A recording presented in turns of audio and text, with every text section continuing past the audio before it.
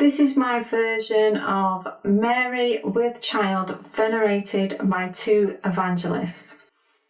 It is an image that was originally painted by Tintoretto.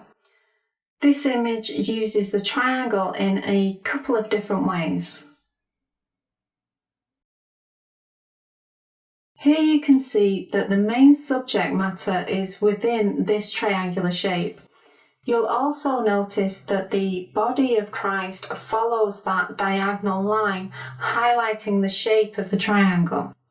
The bodies of the two cherub angels are also angled to highlight the edges of the triangle. Their bodies run parallel to those lines. When I draw a small triangle joining Christ with the cherubs, you can see they have been positioned on the points of the triangle. I've joined them because we do already see a relationship between these figures. They are all images of children that are roughly the same age. It's even possible that the same child was used as the model for all three figures. When we view both triangles together, it's clear to see that this is the underlying structure of the composition. This complicated image has a basic structure that is mainly triangles. Let's look at another image that has a basic structure that is mainly triangles. This is my version of the Sistine Madonna by Raphael. You'll probably recognize those famous cherubs in the bottom of the image. Can you spot the triangles?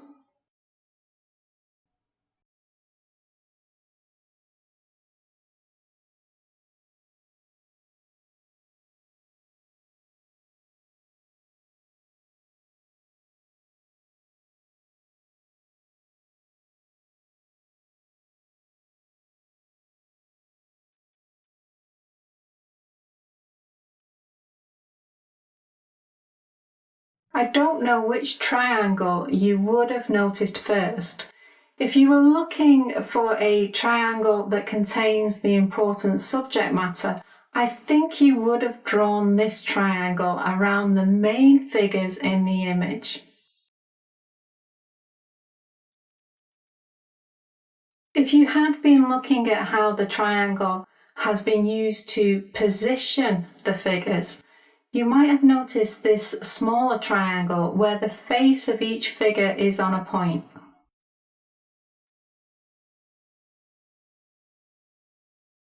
Both triangles highlight how this shape is an important part of the composition. The figure on the right looks towards the two cherub angels and they look back at her. You'll remember from the C1 art composition course that the line of sight creates a leading line. We could include those cherubs in our triangles by relating them to the other figures.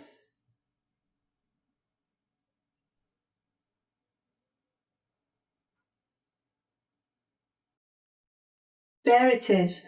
The framework to this composition is mainly triangles.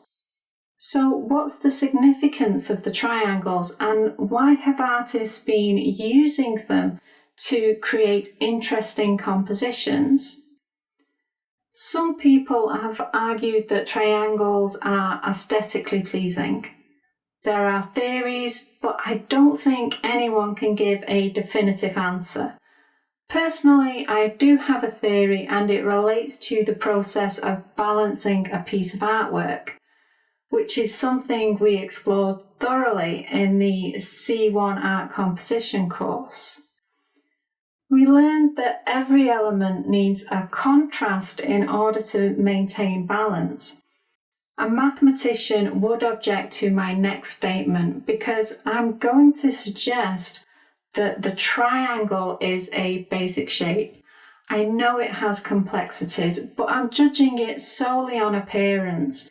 At first glance, the triangle, the circle, and the square are all basic shapes.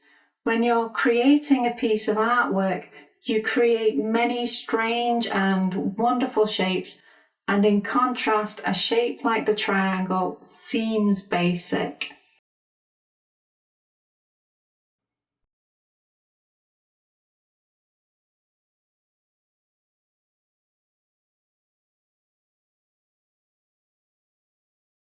Zoom into any picture and you will see shapes that are complex. It is a collection of shapes that have no name. Those shapes aren't better or worse, they're just different. Now, I love triangles, I think they're amazing, and you'll notice that I used the word contrast. The triangle is basic in contrast to the other shapes that we create, but that's what makes them so useful. A painting is full of detail, and that detail contains complex shapes, and those shapes require something basic to balance them out. Using the triangle as the structure of a composition gives you the space to use lots of tiny, complicated shapes. A large basic shape will create the balance for those small abstract shapes. In using the word abstract, I'm not suggesting this is more important for works that are abstract in style. Find the most realistic image you can, zoom in, and when you look at the detail, you will see abstract shapes. Zoom in on any photo and the detail will have abstract shapes. This is something that holds true for any visual imagery. If you want balance, then you must have a structure of basic shapes to stand in contrast to the complex shapes that are created through drawing and painting.